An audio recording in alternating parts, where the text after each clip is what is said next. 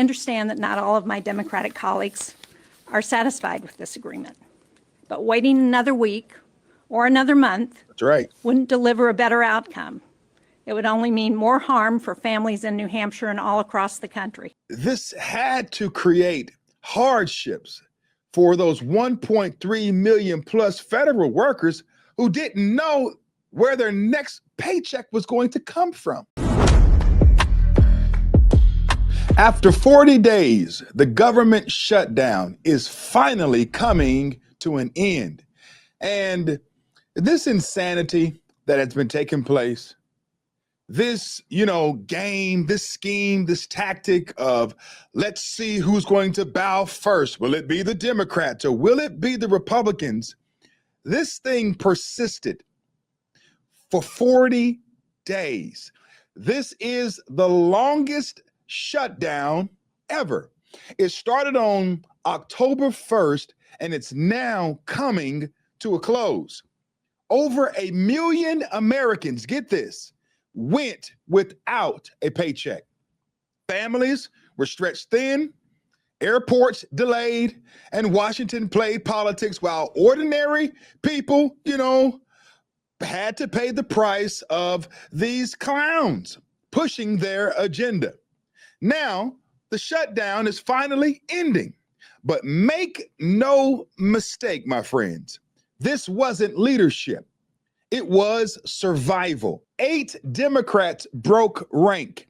The Senate caved under pressure, and Washington did what it always does, kicked the can to January. At some point, we're going to have a heart-to-heart and a meeting of the minds.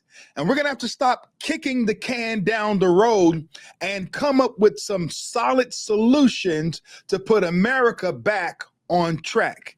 And so the question now isn't who won, because everyone wants to say, well, this group won and that group won.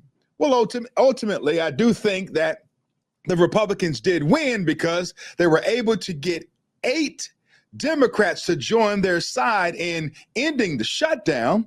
But the real question is not who won, it's whether anyone in DC actually learned anything from this shutdown. And so I want to show you this first video clip of Chuck Schumer. Chuck is awful. I mean, I'm trying to be kind towards him. He's pathetic. Take a look at what he has to say in his feverish ploy to continue to keep the government shut down. Watch.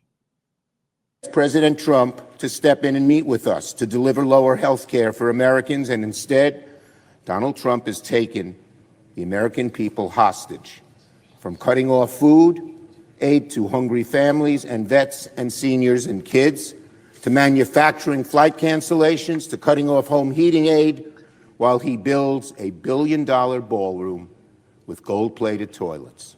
Therefore, I must vote no. This healthcare crisis is so severe, so urgent, so devastating for families back home that I cannot in good faith support this CR that fails to address the healthcare crisis. We ask President. All right, so there you have it. Once again, Chuck Schumer is doing what he does best. He's lying. He has been the major reason why this 40-day filibuster has persisted.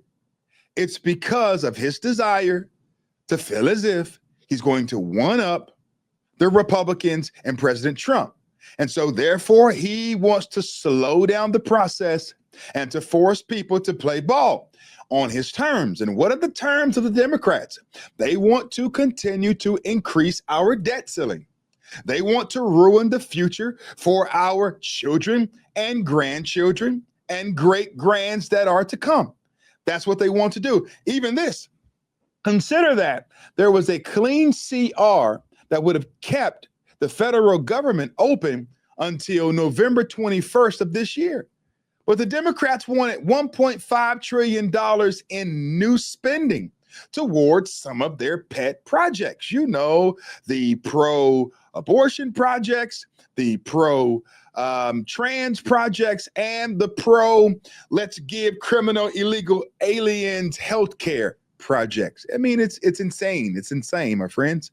Now take a look at Democrat Senator Jeanne Shaheen as she has words on why she sided with the Republicans. And apologies to her if I said her name the wrong way.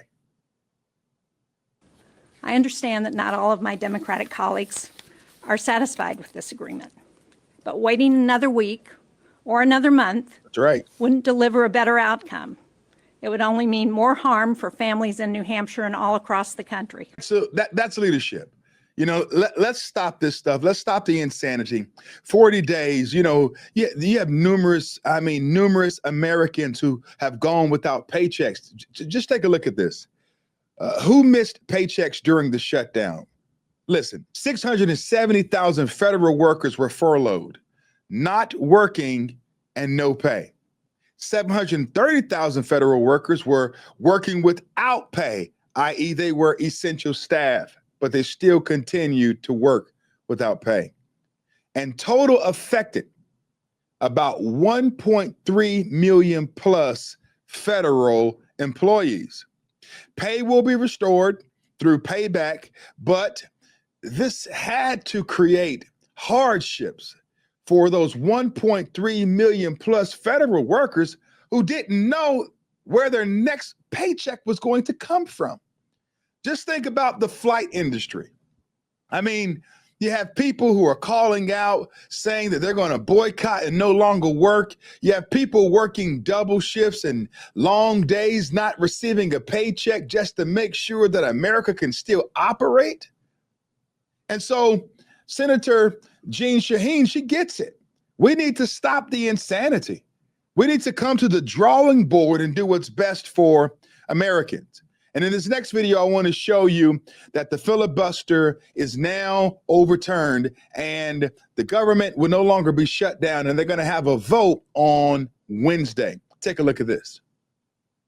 We will talk much more about this. Again, you're looking live at the Senate floor as the Democratic filibuster has been broken. We have so far reached 60. We're waiting for the official count, but right now, 60 votes that would unlock moving forward with this plan to reopen the government on the Senate side. A quick break, more on the other side.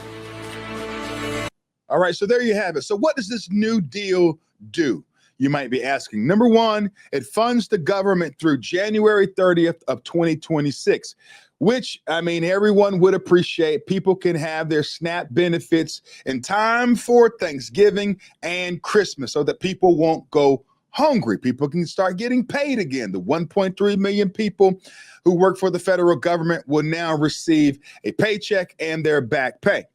It also restores pay and operations for federal workers and agencies. It guarantees back pay for furloughed employees and fully funds key areas like agriculture and veterans affairs. What it doesn't include is the extension to the Obamacare ACA subsidies, which this is the main reason why Democrats didn't want to work with Republicans. The main thing that they wanted, they ultimately did not get. It also must still pass the House and get President Trump's signature. Once signed, the government fully reopens until January 30th of 2026. And so what is the impact of ending the shutdown? Federal workers get paid again. SNAP and other assistance programs resume. And the FAA staffing shortage is eased. Flight delays are expected to improve. I listened to Fox News earlier today, and they mentioned that over 1,300 flights were canceled and nearly 2,000 or more were delayed.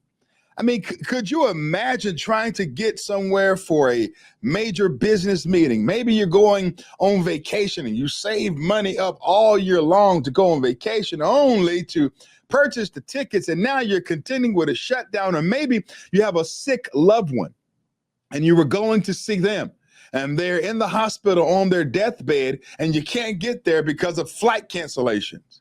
Or maybe you're going off to get married somewhere and you've put aside money and you're preparing for your big day and now you can't fly, all because the Democrats are trying to hold up progress in Washington.